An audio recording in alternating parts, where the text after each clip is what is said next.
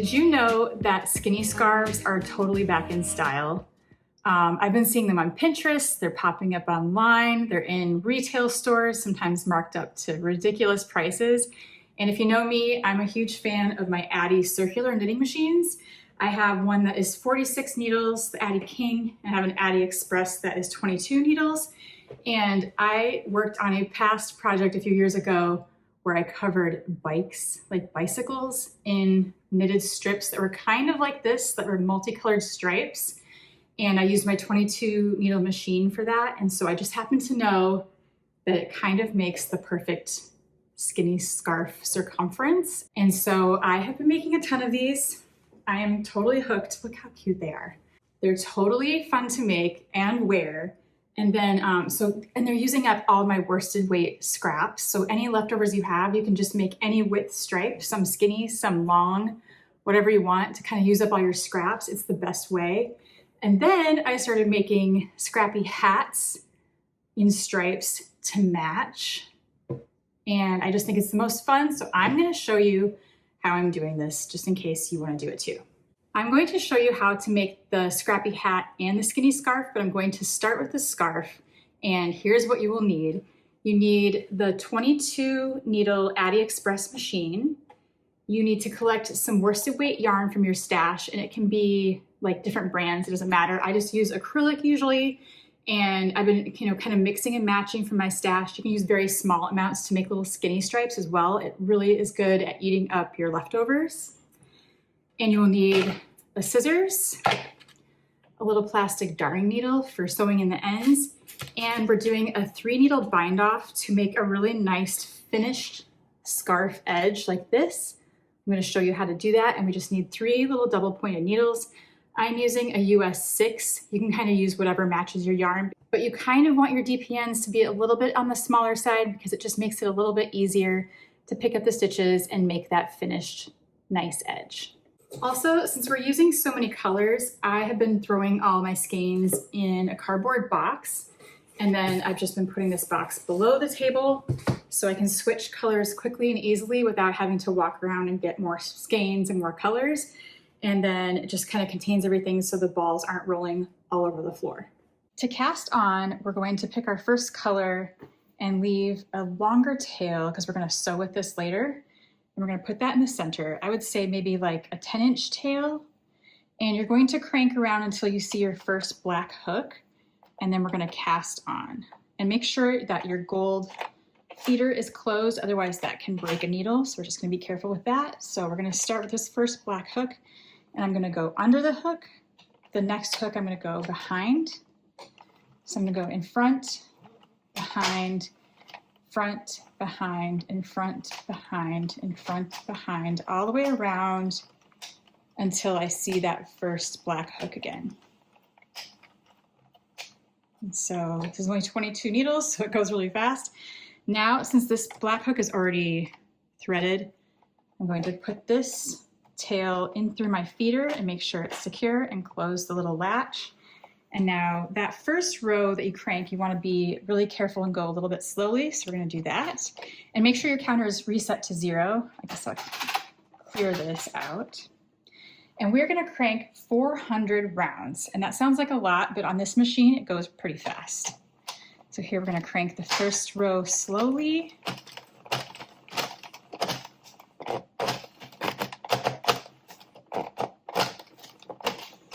There we go. And then it goes a little bit more smoothly after that. Then, this is the fun part, you just crank as long as you want, make stripes, and then I'm going to show you how I switch colors, but this can be anything. And since we're going to 400, you can crank for a while and not even really think about it. And the more random the stripes are, the better. So I'm not trying to match them by like even numbers or anything, although you can, but I'm just going to start cranking. When you're ready to change a color, you're going to crank a little bit slower and go until you hit the black hook again, and you're going to stop. Like right there is perfect, right when it's just past the gold. And we're going to cut a tail, and I usually do about 6 inches. And now I'm going to carefully unthread this and put this tail towards the middle, making sure it is wrapped around this black hook from behind. Now I'm going to take my new color and feed it through the feeder. Again, a 6-inch tail is nice down the middle. And I'm going to wrap this tail to the right of the needle. So I have one tail that's wrapped to the left around this first black needle. This one's gonna go to the right, almost like it has a little scarf, and both of them should come off the same needle, and that makes sure there won't be a hole as you keep cranking. And that is all you have to do to change colors. You can tie knots while this is on the machine, but I find that they're too loose. And so I wait and I don't tie any knots until I'm completely done with the whole scarf. Then I turn it inside out and then tie the knots. And that seems to work better. So you can do what you want, but that's how I've been doing it. So again, I'm making sure these tails are in the middle, that there's one to the left and one to the right. And I'm gonna hold that as it closes around it. I'm gonna crank slowly and make sure it catches both of those tails. They go in the middle. And now I can start cranking with my new color.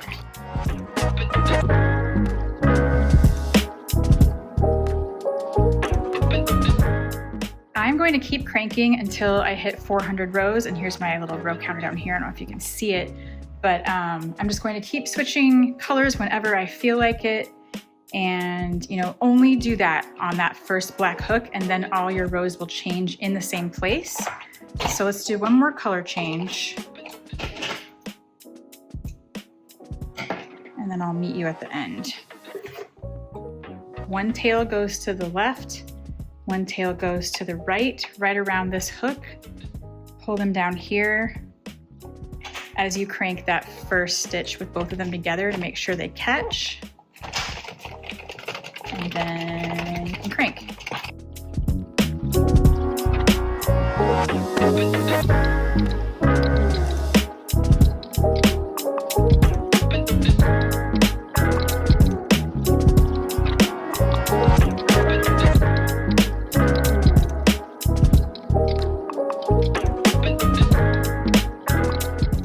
Okay, I just hit 400, and it doesn't have to be exactly 400, but this is the number that works for me. And so I'm gonna show you how to take this off the machine. I'm just gonna cut my tail, and it doesn't really matter where, because we're gonna crank around and just get this taken off, because we're gonna fix the ends later. So you can just crank and kind of tug on your scarf over here, and it will come off by itself.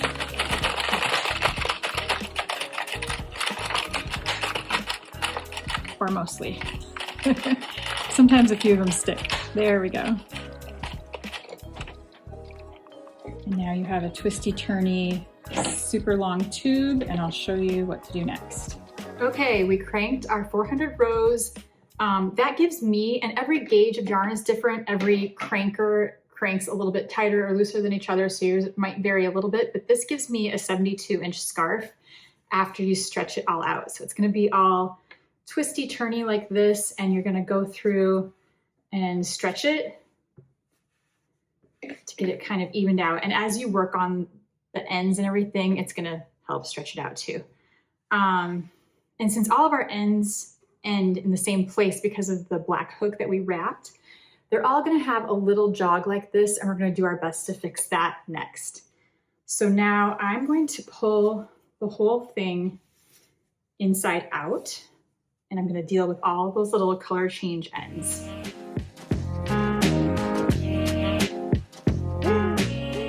So we're not gonna worry about the edges yet, we'll do that last.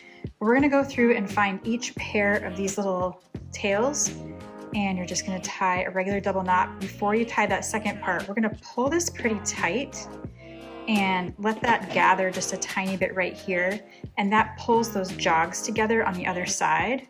And I find that's the best way to kind of make them blend in a little bit better.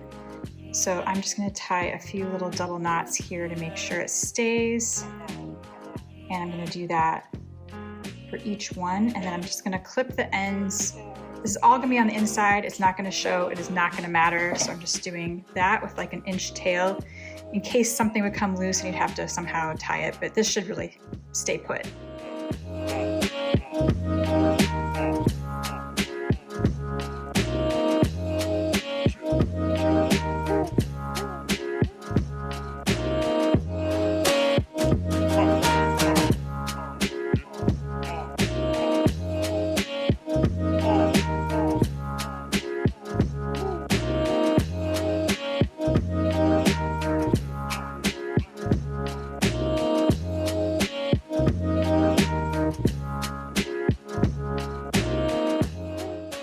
ends have been tied, and now I can flip it right side out.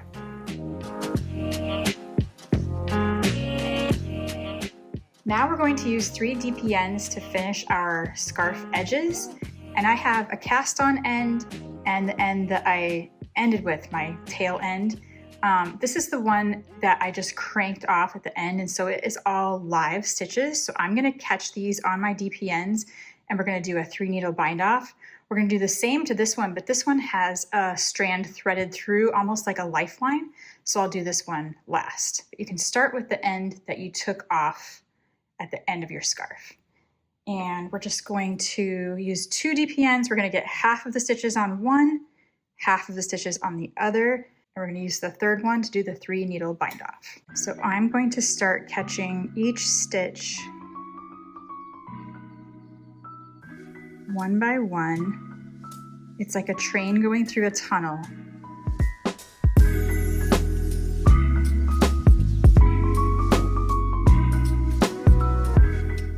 Since our machine has 22 needles, you're gonna pick up 11 stitches on each side.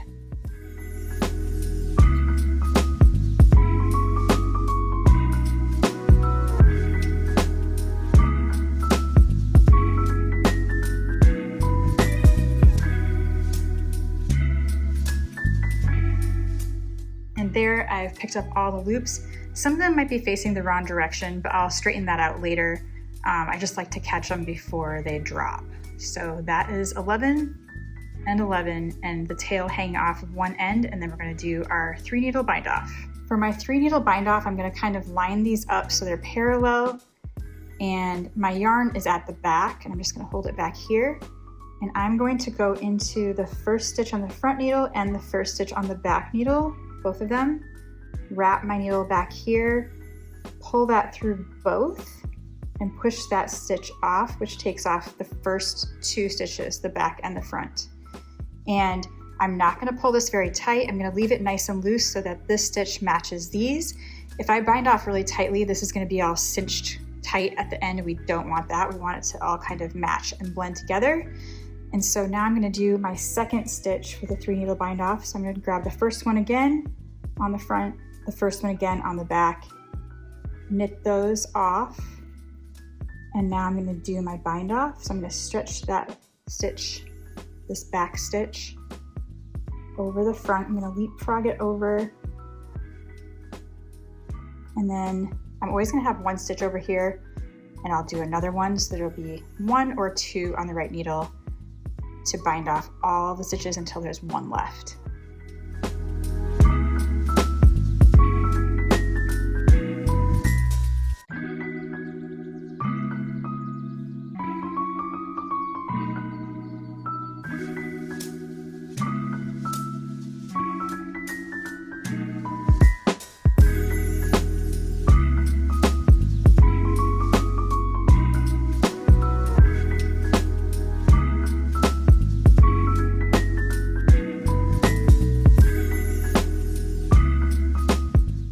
When you get to the last 2 stitches, you're gonna do the same thing.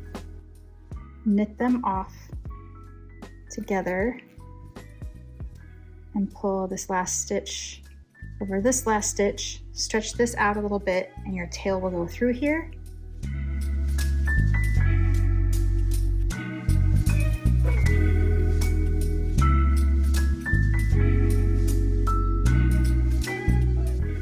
And you'll put your tail through that last loop.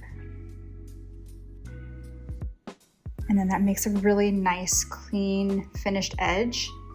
And we're gonna do something very similar on the first edge where we cast on. To hide this end, it's really simple. We're just gonna go back down into the scarf, and we're gonna kind of put this needle between the 2 layers. This is like a tube. And then bring it back out. And that's gonna hide our tail inside. You just kind of straighten that part. And then we can trim this, and that's gonna be hidden inside the scarf. So nice and smooth, really nice and neat. Our cast on edge is a little bit different because of the way I cast on. So there's like a lifeline in here. If I pulled this, it would cinch shut, and that is how I do my hats, like on purpose. But we're gonna have to take this lifeline out.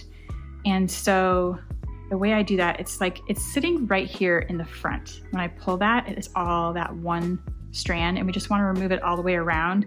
And then inside are our live stitches. So you can go ahead and grab your live stitches now if you want. They're on that lifeline, so they're safe. And they're just sitting right here. So there's like the strand behind, and here's your live stitch just kind of over the top of it. And again, we're going to do 11 on this needle and 11 on the second needle.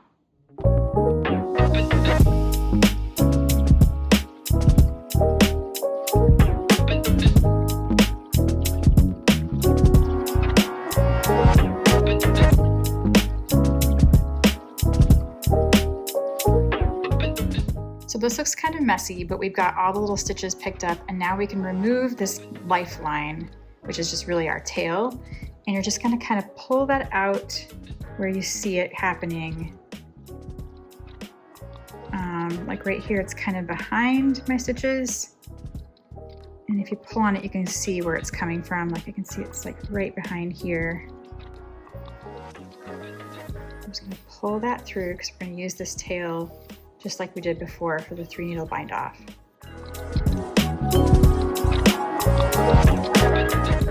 So after pulling the tail out of those stitches, I was just checking and situating everything and making sure I had 11 on the back and 11 on the front again. And now we're going to do the exact same thing with the 3 needle bind off, and then we will be done.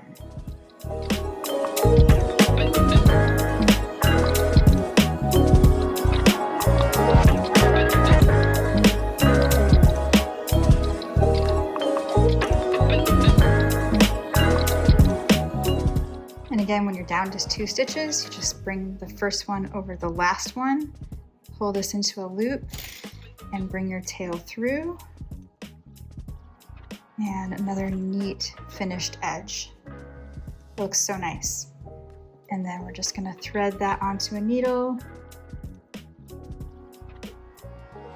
Push that inside of the tube. Bring it back out somewhere.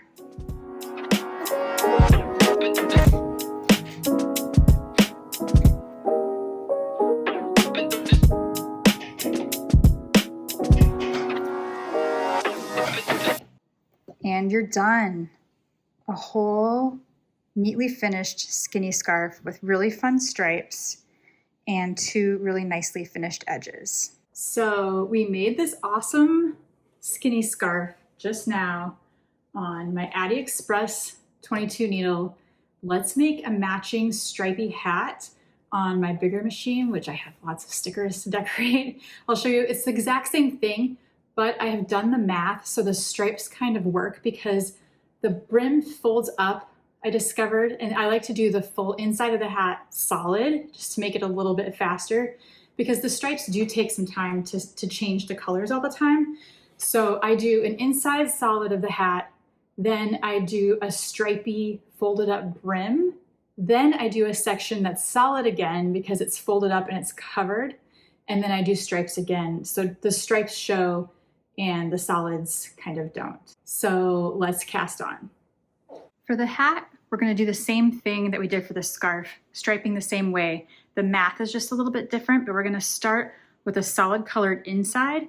And we're going to do this for 45 rounds, and we're going to cast on the same way as we did before, starting with the black hook only.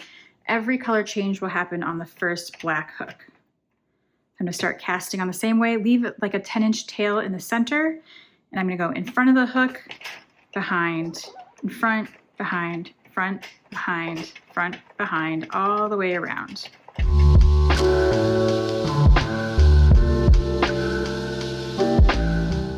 And now I'm going to crank for 45 rounds, just yellow. So I've done my 45 rounds of solid, which means I get to stripe now. So I'm going to cut my tail just like I did before and bring the tail into the center and grab my next color and do the same thing we did before, always changing colors on the black hook. And making sure we wrap that each direction, left and right. And now I'm going to reset my counter and I'm going to do 25 rows of stripes.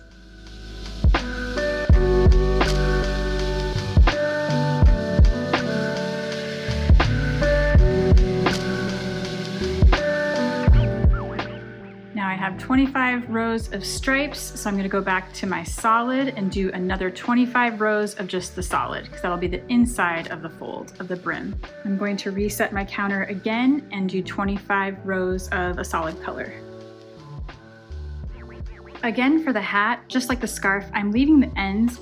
You can tie them while they're in here, but sometimes I find it doesn't get as tight as it needs to be.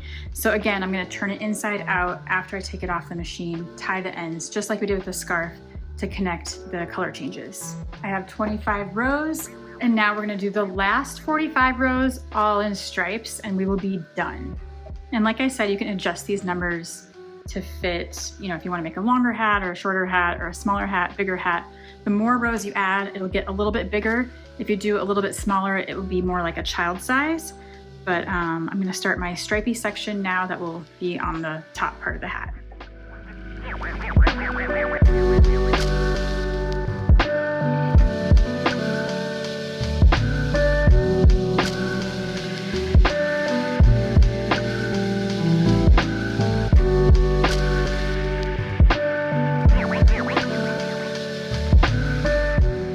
Okay, I have finished my 45 last stripey rows. The hat is ready to take off the machine. And to do that, I'm going to leave a long tail of green, because we're gonna go individually and pick up a stitch all the way around. And you need a good long tail to do that. So I'm just gonna snip maybe a 20-inch tail and thread that on a plastic darning needle. And we're almost done, you guys. We're gonna have a great little set that kind of coordinates, because I used the same box of yarn scraps below. So I'm gonna take this out and I'm gonna crank around.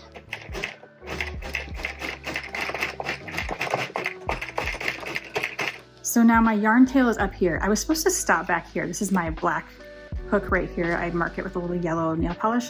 For some reason, I went 3 stitches over, which doesn't matter. The top doesn't really matter, but I want to start on the loop where I ended, where my tail ends. And so I'm going to carefully grab that loop off of the machine with my darning needle and thread it through. The first 3, I kind of go slowly, and then it gets really easy after that. You just don't want anything to slip off accidentally. And I'm gonna grab this second one, and I'm gonna do these one at a time for the first 3 or 4. This one's a little tight.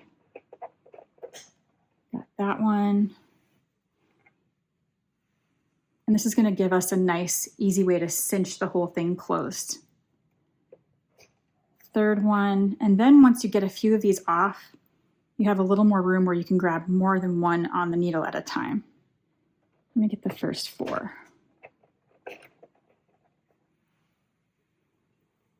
Now that I've got a little space to work with here, I'm gonna grab the next ones. Just take your time with this, because you wanna catch every single loop. And then you can crank it around again.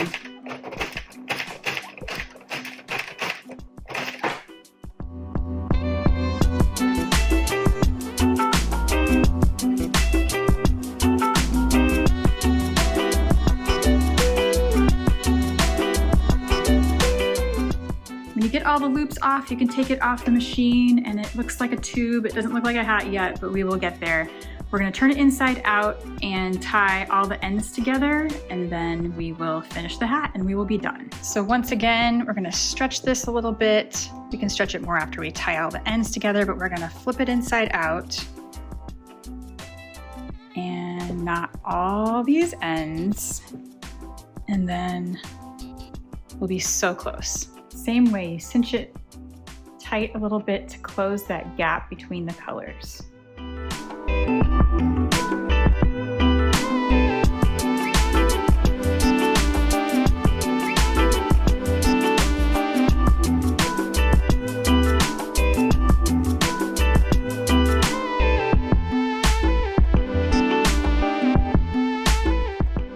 Now we can flip it right side out and stretch it a little bit. So the striped part is my outside of my hat, the solid part is the inside of my hat. So first I'm going to cinch this end closed since we are putting that on the inside. It takes a little bit of fiddling to get it going there. So the way we cast on and the way we bound off, it will cinch itself perfectly closed, really neatly and nicely. And so now I'm going to feed this little tail, it doesn't need to be that long, through the hole. And I'm going to pull this up through the top of our hat. So I'm going to reach in here and find that tail inside of here. I'm just going to pull this in. If you've never made one of these before, it's kind of magic. It's really cool. This still, I mean, doesn't look like a hat yet, but it will. And kind of shape it as you go. It needs to be, you know, pulled and tugged on a little bit to even out all those stitches. So now you can see the cinched part of my hat on the inside, and it's like a double layer. It's actually a really warm hat, especially when you fold up the brim. So I've got a good tight pull on those stitches there. And I'm gonna do the same at the top with the green. Cinch it closed. And then we're almost done. Oh my goodness. Look how good those stripes look. It's so cute already. So these tails are super long. I want to get a really nice tight knot here. So I'm going to trim those off. And I'm going to tie these two together really tightly. That is the top of our hat, and that connects the inside to the outside and keeps it closed. So I'm going to knot this a bunch of times just to be safe. So we're basically done. Now it's looking like a hat. We're going to thread, I just put both of them on a needle. And again, we're going to put this to the inside because it's a tube. We're going to hide those on the inside of the hat. So we tied that really solid knot, trim that, shape it a little bit again, and now we fold up the stripey brim. And now we have the cutest hat and a coordinating scarf. And it was so much fun to make, and you can do this all on your Addi and use up your scraps and your leftovers and make a super cool project. I think these are such fun, scrappy projects. I love stripes and color, and it's just so creative and fun and a great way to use up your leftovers. And I think this turned out so cute. This cute little set. I love it. And if you can't tell, I'm totally addicted to doing this, and I'm hooked and I can't stop. And so I hope this inspired you, and I hope you make some too. Please tag me on Instagram if you make anything like this. I would love to see your projects in your colors. And yeah, happy cranking. I hope you have fun with this. Thanks for watching.